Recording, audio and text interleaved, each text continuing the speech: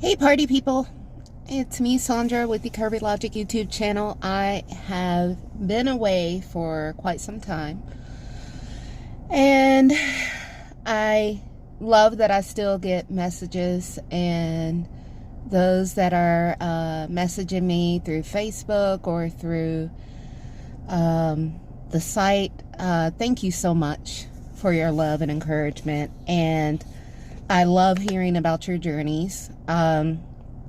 Just to give an update on where I am and where I have been, I have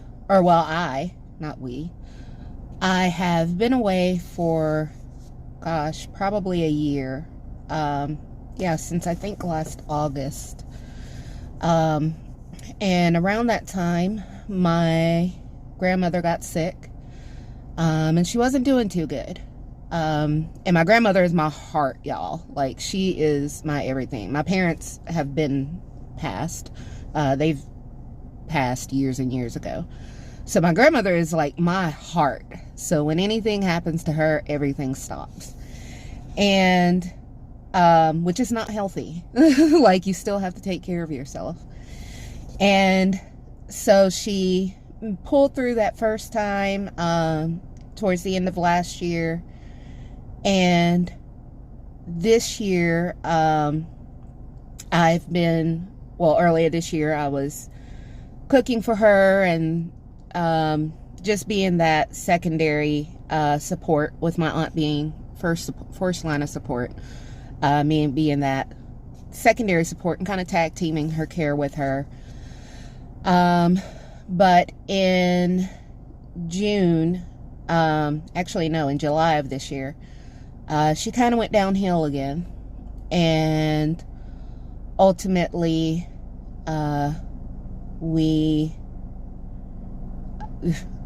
was a horrible thought. I was about to say, ultimately, we had to put her down, which we know, that's horrible. What the hell? Ultimately, she was doing well, or she was recovering some, but then all of a sudden she took a huge turn for the left, and she actually passed in August. So she went in first in August last year, spent a couple months in both the hospital and rehab, and then coming home and doing her care. And then this year, kind of the same thing happening, but her not recovering. So, took that loss incredibly hard, because again, she was my everything, and she still is, my hero. She's always been like my biggest supporter and my champion. She's been my buddy. And I've always been her baby. So, right after the funeral, a week later, we moved. Some people know that, I was living in a really horrible environment, very, very high violence in our neighborhood, being broken into, seeing shootouts and all this stuff. Then at work, having some coworkers leave, so my duties being boosted, our team being understaffed and overworked, and it's been insane, and I haven't been navigating it well. My weight has stalled completely over the past year, for the simple fact that I have let my health take a back seat, which is not good.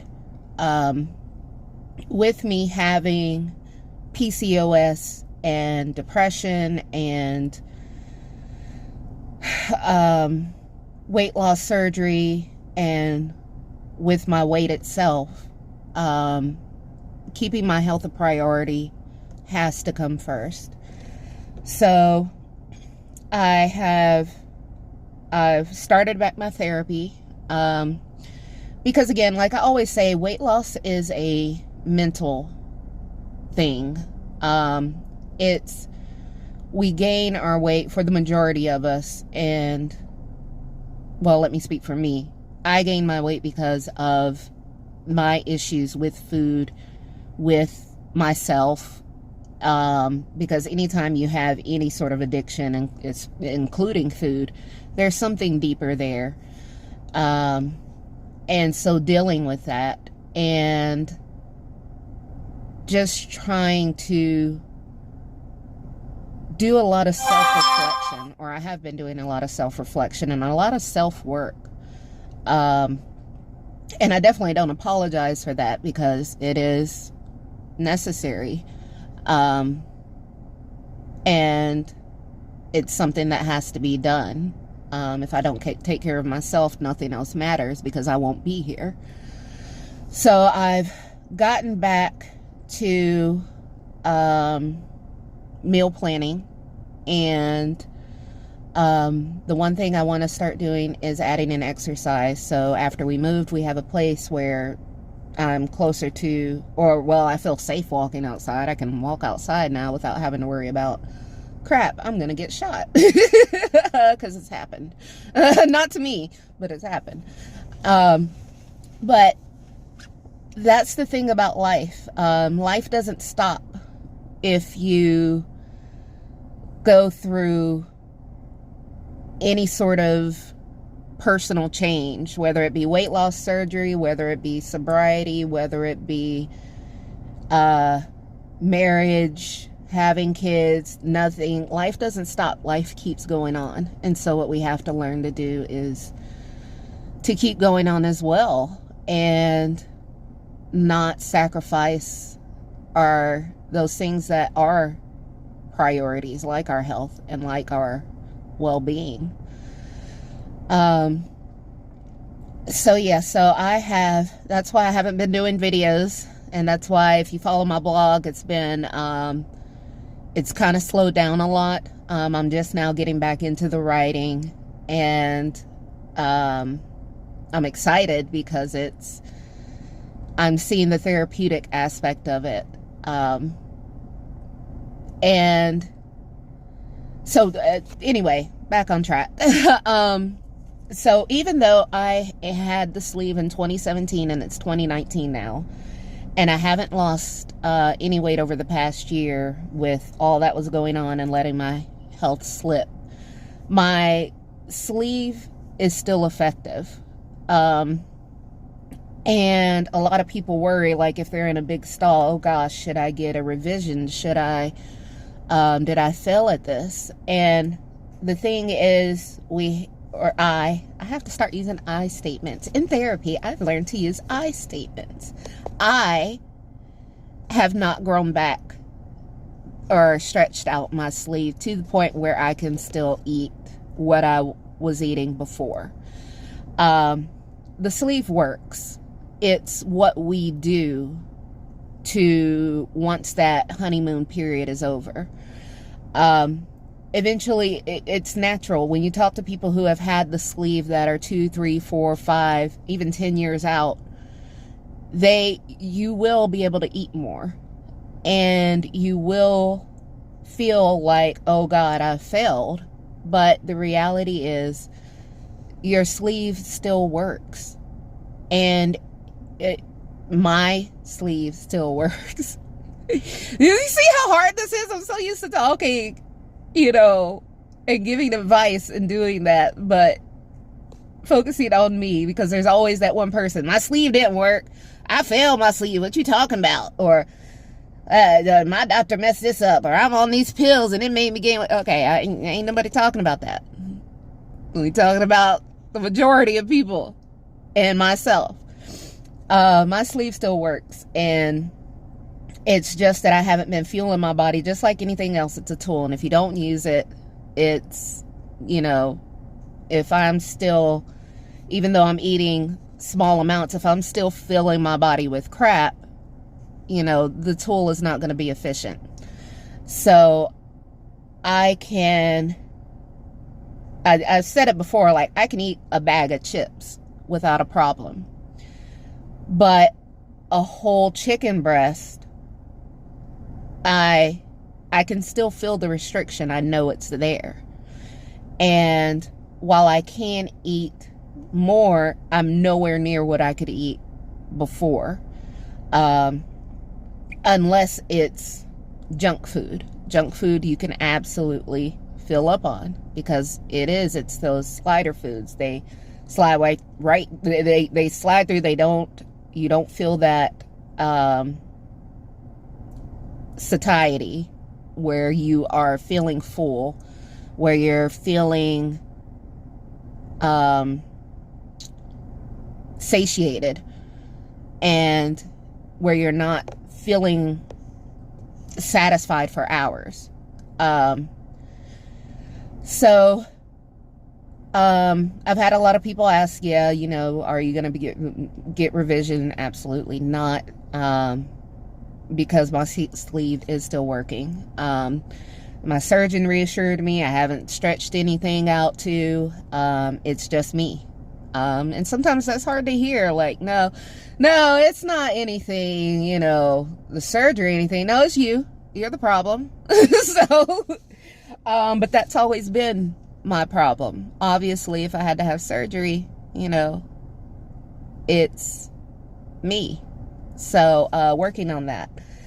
I am so happy to be back, and I am so happy, even through everything that has happened over the past year. It has been insane, but the amount of growth and the amount of blessings that have come after each heartbreak and each horrible thing that's happened, I'm still blessed, and I'm still happy to be here, and I'm happy to be focusing on balancing myself, my care, my health, and life, because it's going to come again. I'm going to have another trial that comes up and that throws me for a loop. That's a part of life. It happens. It's just what I do when that happens.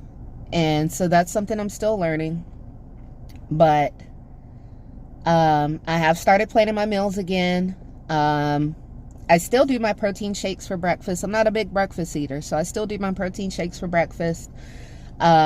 It's the lunches and dinners. No, actually, it's the dinners that I always fail to plan. And my lunches are usually high protein. One of the things that my surgeon wants me to do is keep my carb count a little lower, because my carb count is very high. I've always eaten carbs. I've always eaten a certain way all my life. So changing a lifetime of behaviors is very difficult. And if there is one suggestion that I could give, if I could go back and do it all over again, is make the best use of that honeymoon period. That honeymoon period is that first year. The weight just feels like it's coming off easy. You don't really have to do much. Yeah, you're going to hit a stall, but optimize that time to really look at your eating habits, how you eat, why you eat, how you handle stress, depression, anxiety, fears, things like that. Use that. Oh my God, a bird just popped up out of the bush. That is so cute. Holy crap. I love you. I love you.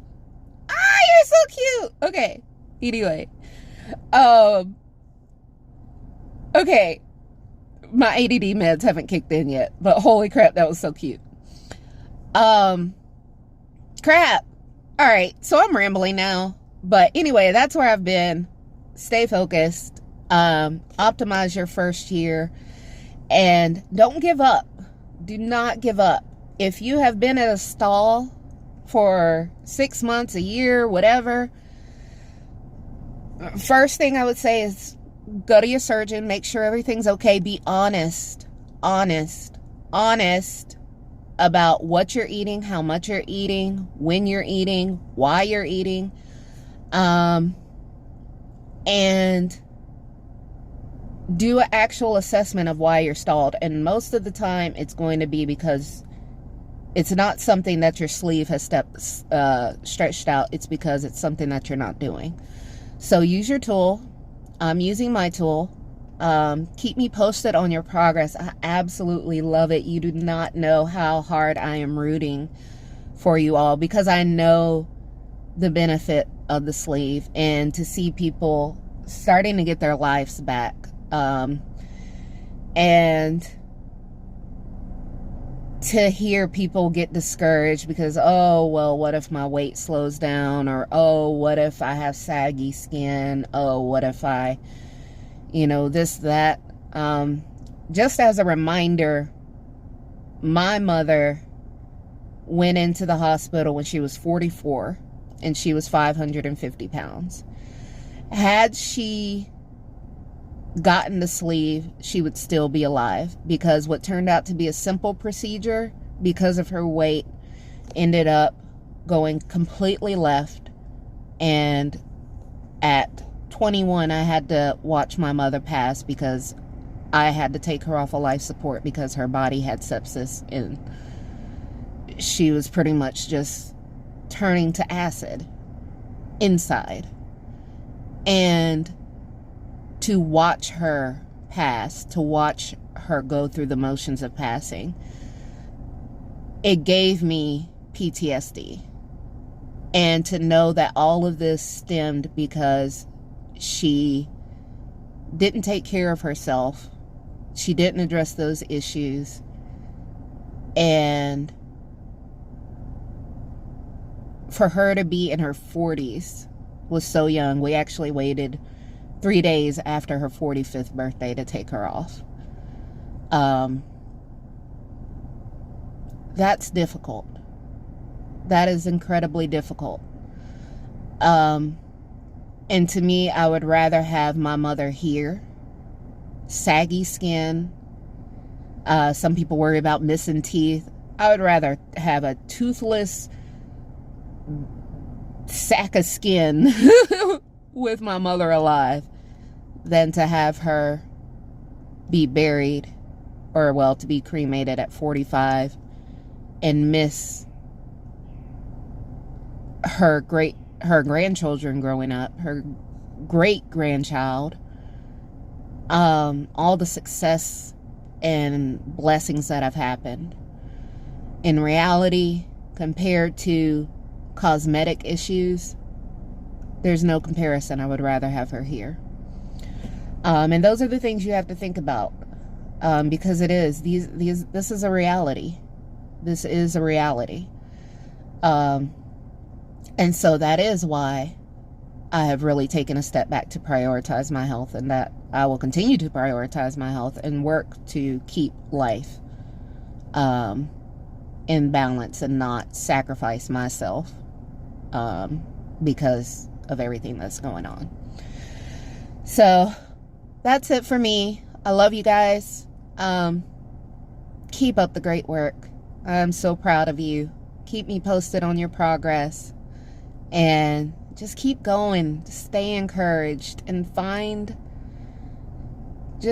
your inner drive to keep going. And I will keep you posted. Bye.